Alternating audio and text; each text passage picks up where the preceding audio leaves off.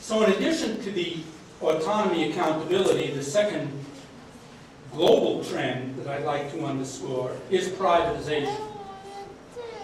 On the one hand, there's been a tremendous privatization of public universities. And again, we see that in the United States as well. And even SUNY, a higher and higher percentage of our budget, for example, comes from private sources, and there's much less dependence on state government. But I'm going to talk about another type of privatization, which is actually the growth of private institutions. When I got into studying this, I had no guess as to what percentage of global enrollment in higher education is in private institutions. But quite strikingly, it's about a third. Even though just a few decades ago, a whole lot of the world didn't have any private institutions at all. So there's about a third of the enrollments are in the private sector. In Turkey, that's only about 6%. 26% of the institutions. 6% might not seem like much, but in 1984 it was about 1%. Included in the Turkish private sector are different types of institutions.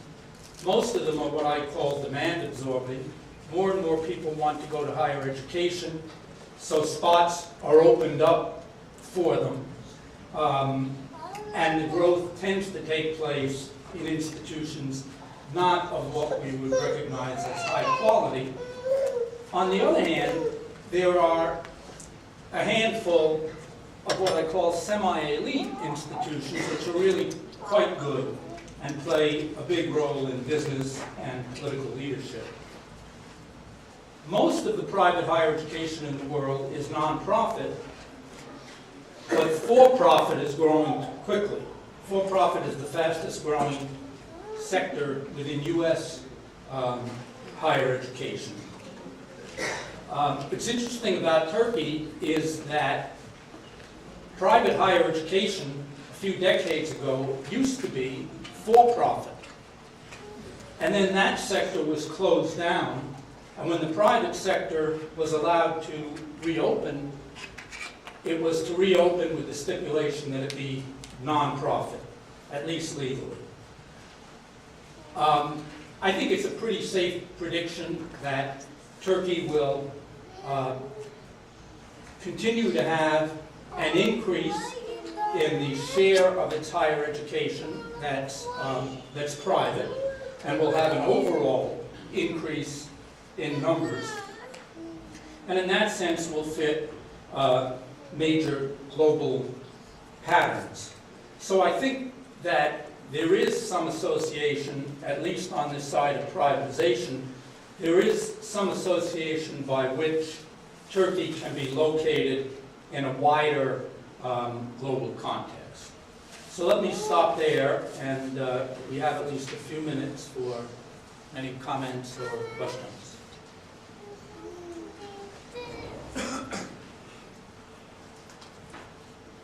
Or we could just eat more baklava.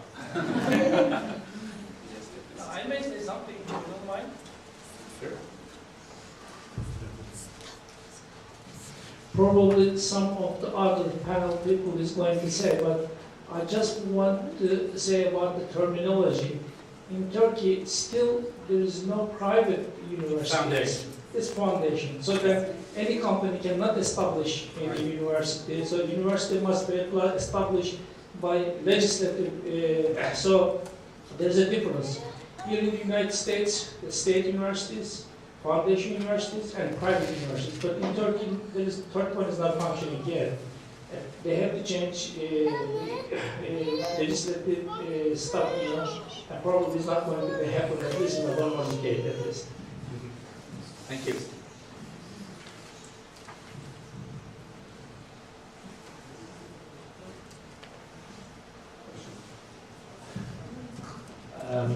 I would like to get your opinion on the government's involvement with the foundation universities or even private universities in the United States to what extent government should have supervision on those independent institutions? So we see already how the terminology varies. We have private institutions, by which we mean for-profit or non-profit. We have foundation institutions, and we have what's, I think, official nomenclature in New York, which is independent institutions.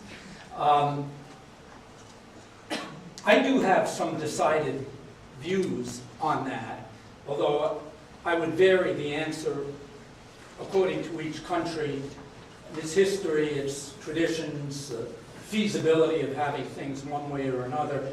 But in general, I like governments to permit the existence of private universities.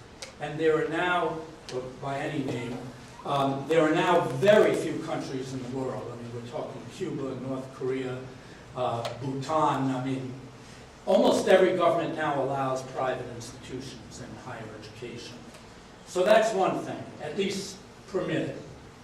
Second, regulate it, but don't over-regulate it, which of course is a hedge statement, because what is over-regulation? But I would not tightly regulate, because I think that one of the benefits that can come from a private sector in higher education is experimentation, innovation, even some bad things, but let them try in the marketplace. So I'm against heavy regulation, but I think some regulation is needed for at least minimal standards for transparency. And if the law says nonprofit, that has to be monitored. On the funding front, I tend to be against direct government subsidies to private institutions, in part because it's politically unpopular in many cases, and in more part because of a fear that if government gives more and more money directly to institutions, it will more and more control the institutions. And that, again, I think undermines the purpose of the private sector. However, I very strongly would take one page out of the U.S. playbook, and that is that government, in the sense of the federal government, gives a lot of indirect support to private higher education.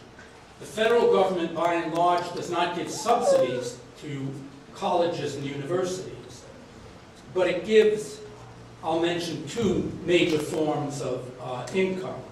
One is that its research grants are open regardless of whether you come from the private or the public sector.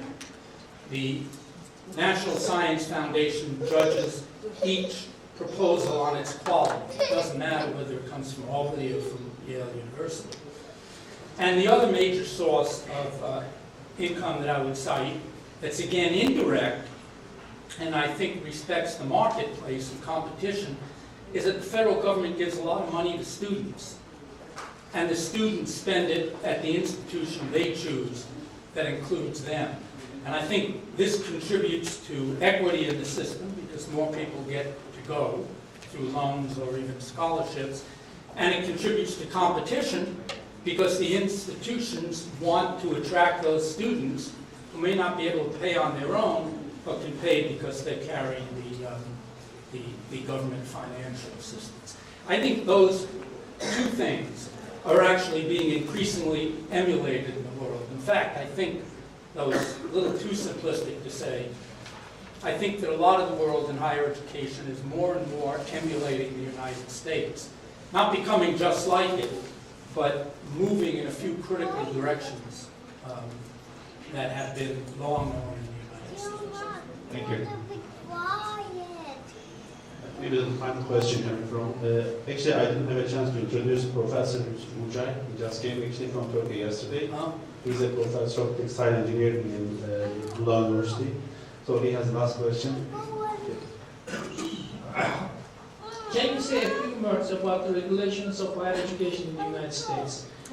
There is something of difference as far as I noticed, but if you know those kind of words from your side, if you want, I'm happy.